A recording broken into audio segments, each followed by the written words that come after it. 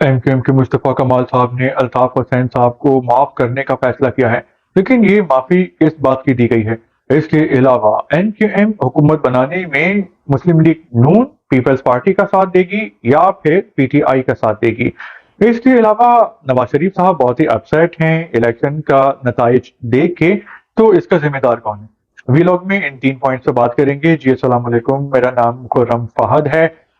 MQM Pakistan ने यौम तशक्कुर मनाया और 8 साल बाद जिना ग्राउंड में इनको जाने की इजाज़त मिली, जलसा करने की इजाज़त मिली, खूब जश्न मनाया गया, मौसीकी का भी एहतमाम किया गया था।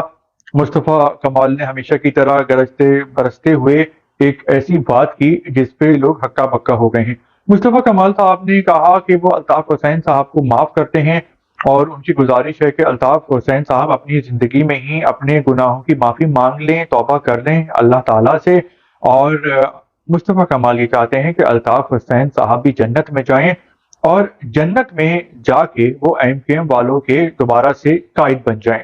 तो ऐसा कहा है मुस्तफ़ा कमाल साहब ने, और कुछ लोग ये कह रहे हैं कि मुस्तफ़ा कमाल जज्बाती हो गए हैं, लेकिन ये कोई नई बात नहीं है। मुस्तफ़ा कमाल हमेशा ही बहुत ज़्यादा एग्रेसिव और एनर्जेटिक रहते हैं, और जो MQM वाले हैं तो वो भी बाज़ औक़ात उनकी बातों पे खामोश हो जाते हैं और हक्का बक्का हो जाते हैं।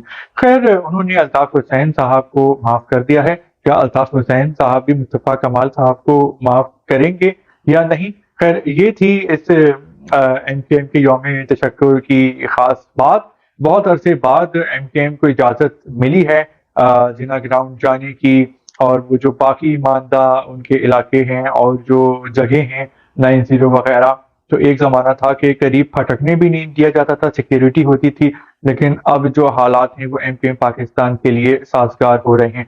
इसी से रिलेटेड एक और खबर है कि जोड़ तोड़ शुरू हो गया है हुकूमत बनाने के लिए, क्योंकि सादा अक्सरियत किसी को भी नहीं मिली है और हुकूमत बनाने के काबिल कोई भी सियासी जमात उस वक्त होती है कि जब वो टोटल सीट्स जो हैं वो 265 हैं कौमी असेंबली की, तो कौमी असेंबली की टोटल सीट्स का वो आधे से ज़्यादा हासिल कर लें। तो मिसाल के तौर पे अगर 100 सीटें हों तो वो 51 हासिल कर ले तो वो जमात हुकूमत बना सकती है, लेकिन कोई भी ऐसी जमात नहीं है कि जिसको ये अक्सरियत मिली हो। तो जोड़ तोड़ जारी है और बहुत सारे लोगों की नज़रें MQM पाकिस्तान पे लगी हुई हैं कि MQM पाकिस्तान मुस्लिम लीग नून का साथ देगी, पीपल्स पार्टी का साथ देगी या फिर PTI वालों का साथ देगी। तो इस सवाल का एक सिंपल सा आंसर है, और वो ये है कि MQM पाकिस्तान मुस्लिम लीग नून और पीपल्स पार्टी का साथ देगी। अगर MQM पाकिस्तान PTI वालों का साथ देना भी चाहे तो वो नहीं दे सकती, उसको इस बात की इजाजत नहीं मिलेगी। तो 3 सिनेरियो हैं। एक तो ये है कि मुस्लिम लीग नून और पीपल्स पार्टी MQM को साथ मिलाएं और हुकूमत बना लें। अगर MQM साथ नहीं भी आती मुस्लिम लीग नून के और पीपल्स पार्टी के, तो ये लोग हुकूमत बना सकते हैं। दूसरा यह है कि मुस्लिम लीग नून MQM और आज़ाद उम्मीदवारों को अपने साथ मिला के हुकूमत बना ले, या फिर पीपल्स पार्टी जो है वो MQM और आज़ाद उम्मीदवारों को साथ मिला के हुकूमत बना ले।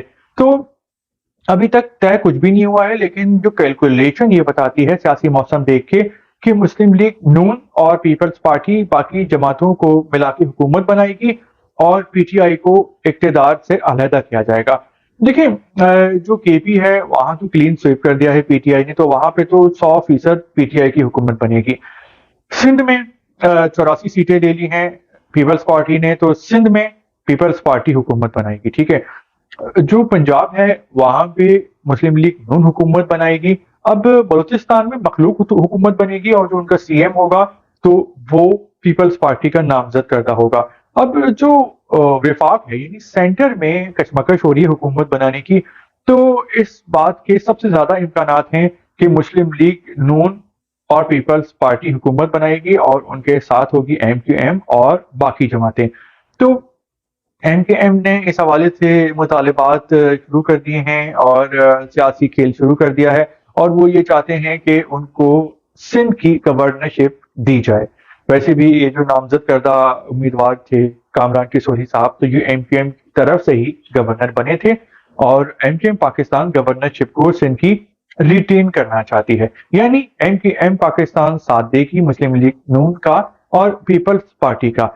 اب بات یہ ہے کہ نواز شریف صاحب بہت ہی خفا ہیں، اپسیٹ ہیں، بولتے ہیں کہ ان کو لندن سے آخر لایا ہی کیوں گیا، بلایا ہی کیوں گیا کہ جب ایسا نتیجہ آنا تھا۔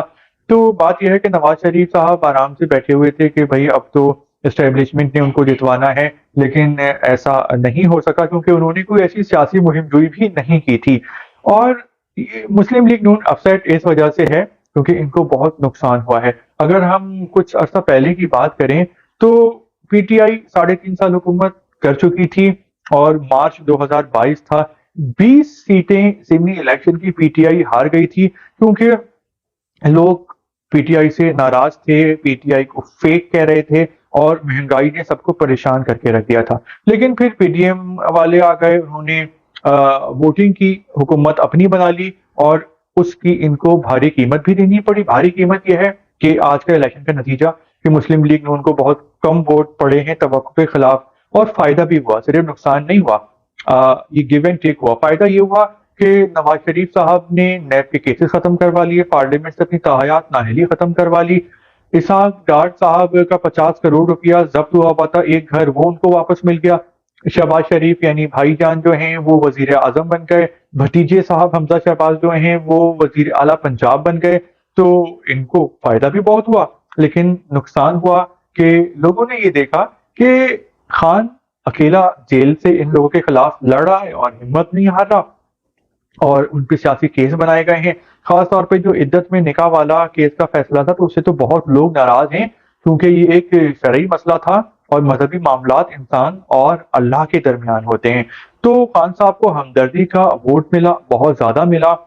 اس سے پہلے جب ان کی حکومت تھی، اگر وہ حکومت پورے ہونے دی جاتی یا پھر اگر پی ڈی ایم والوں نے حکومت بنائی لی تھی تو وہ اگر 2 ہفتے 3 ہفتے میں حکومت بنا کے ختم کر دیتے، نئے الیکشن کا اعلان کر دیتے، اور اس سے پہلے اگر وہ نیب ریفارمز کر دیتے تو نون لیگ کی آج حکومت ہوتی۔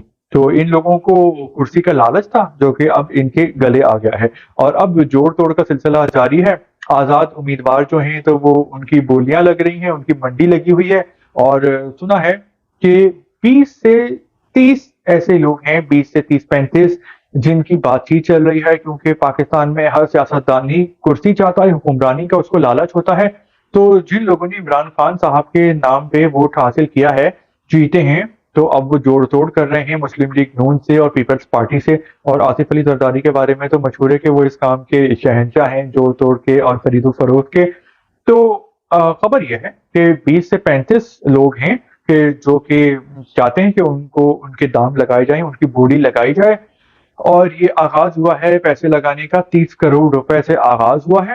اور کیونکہ آزاد امیدوار سب سے زیادہ ہیں، 95 ہیں، تو ان میں سے اگر اکثریت ٹوٹ جاتی ہے اور مسلم لیگ نون اور پیپلز پارٹی کے ساتھ مل جاتی ہے تو یہ لوگ حکومت بنانے کے کافی حد تک قابل ہو جائیں گے۔